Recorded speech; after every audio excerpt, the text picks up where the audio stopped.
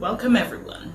In today's video, we'll explore how different goals for meditating can help to empower the various assets of your life. Whether you're a beginner or looking to deepen your practice, I'll guide you through various situations where meditation can empower you, helping you feel comfortable with a style that is uniquely yours, that resonates with you. So let's dive in.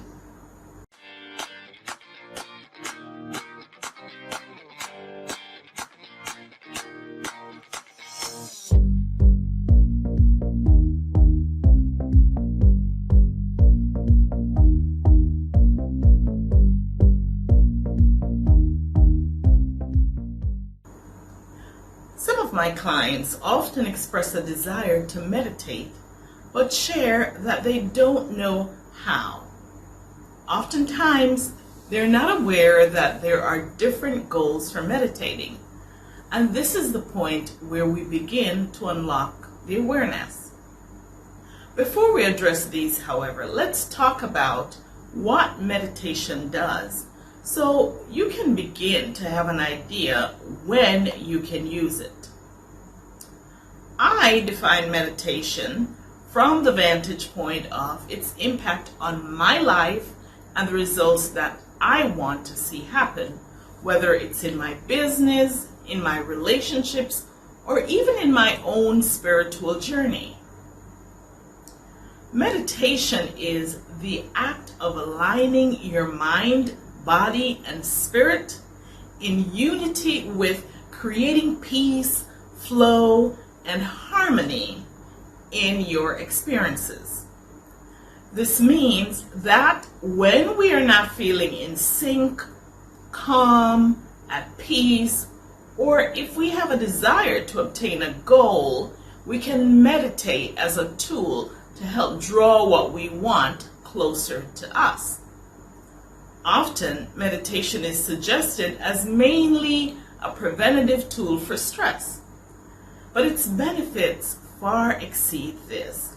Meditation can be used to heal your body, of course to relieve stress, to enhance your daily zen, and to deepen your spiritual connection, and to even attract the desires that you want into your life, among other things, of course.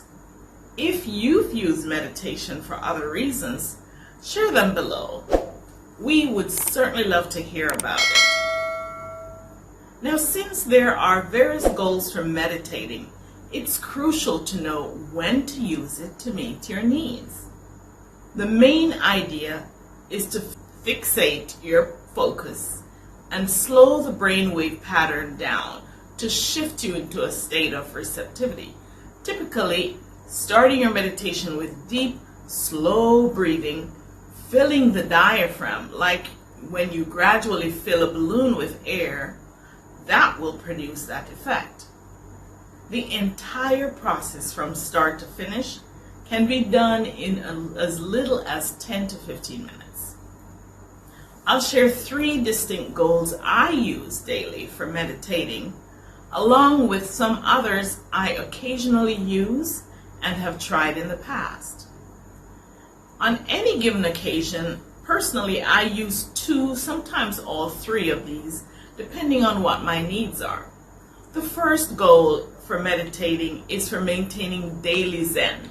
This keeps me in a more peaceful state of mind, calm, daily, and typically is what I end my morning meditation routines with. The second goal is for stress relief and for healing. I use this at the point throughout the day as needed. If my body is feeling any tension, any pain, or stress in the mornings when I wake up, I'll use this approach first to eliminate the pain and stress so I can focus on the other approaches without distractions from the discomfort. I typically start this approach with deep, slow breathing, sending breath all the way up to the crown of my head through my chakras while filling every area of my lung. This breathing is not sustained throughout the entire routine, however, but only to the point to get me to the space where I'm feeling more relaxed and I can focus and continue my healing. There is a resource I've provided in the description to help you through the healing approach, which works very well also for the stress relief. The third goal is to elevate my vibration and to connect me with my spirits. This is often the first approach that I use starting in the mornings when I wake up. And for me, this is the approach that begins setting the direction for my day as I connect and I ground my energies and I open up the flow to all my spirits and ancestors to guide me daily. At nights, as I go to bed, I simply acknowledge my spirits, expressing gratitude, of course, for the day and its events, but focusing much less intensely on forging a connection. It's more of an acknowledgement that they are with me and a winding down process, since intensifying the connection at that time in the evening sometimes results in my inability to fall asleep. Other reasons to meditate: manifesting and visualizing what you desire. Yes, this takes on a vivid approach as you visualize those desires in exactly the way you want them to manifest, with you in the midst of it, participating in every facet of the experience. The second, to induce the subconscious mind to change your situation's response. That is how you respond to a situation. This isn't a method I use often, but I've experienced this as a part of the comedic approach. As we were led through a divination, the breathing part of the meditation started. And the example that was presented to me while we were going through this was to envision a relationship between me and someone else that is often very rocky.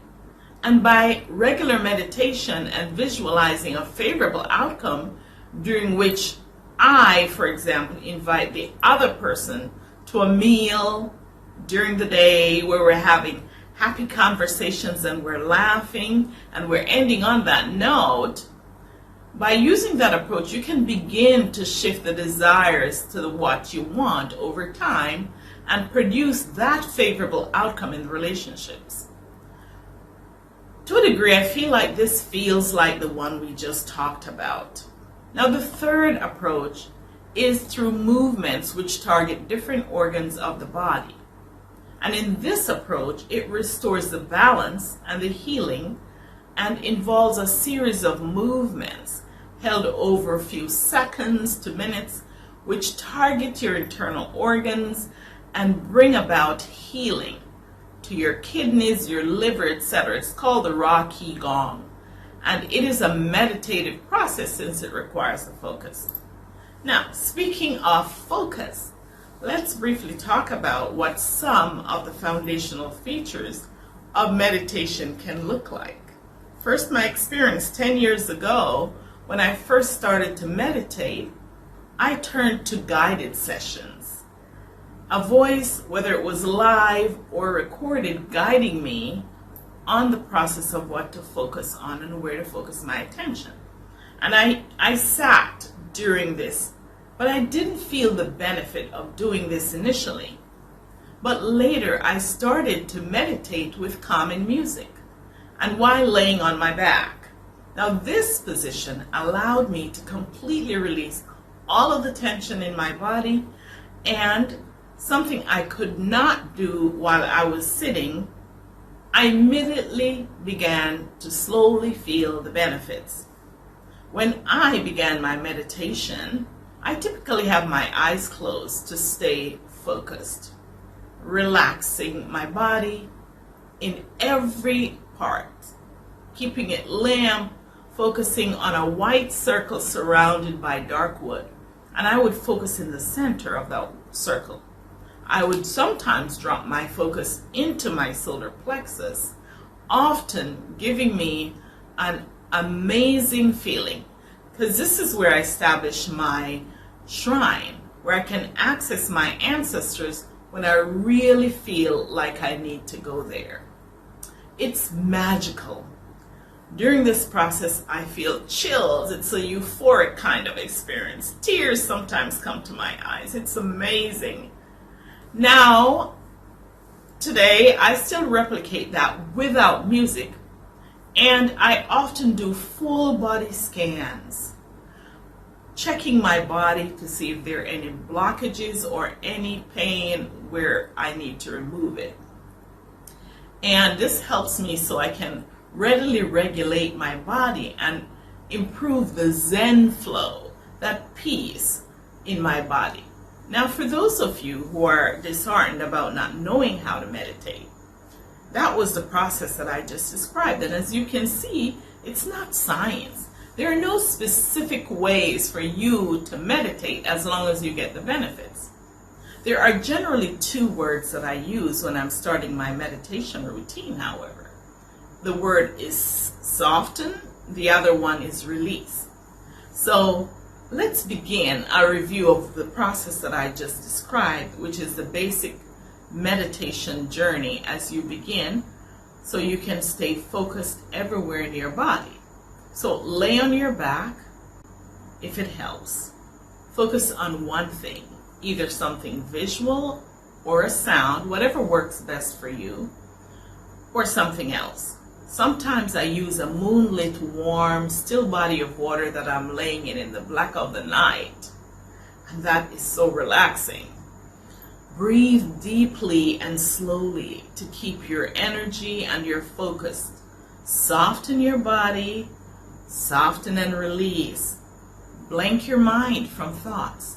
Just release. I call it letting my mind float and my eyes.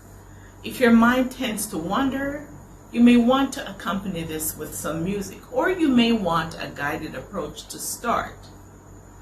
Another approach, if you struggle to stop thinking, to turn off the thinking, is to repeat love in your mind silently while holding that feeling of love in your center and making sure that you're staying relaxed, because sometimes your body can gradually begin to take on tension as you focus on other areas if you're not monitoring that process. And basically that's it. I hope that you have found this description valuable, so you now have some ideas to take away. Experiment a little with this to find your sweet spot. It is simply beautiful when you do. Remember, the best meditation approach is one that feels authentic and effective for you. It's all about personal adaptation and connection. So continue to experiment and build on your own routine that not only tackles stress, but also nurtures your inner peace and help you manifest and enhance your spiritual alignment. There is a link that I am providing in the description that you can download as a resource to help with your healing and stress reduction. Please comment and subscribe if you find this video helpful. Share your journey. If you have another method that you use, please share. Bye for now.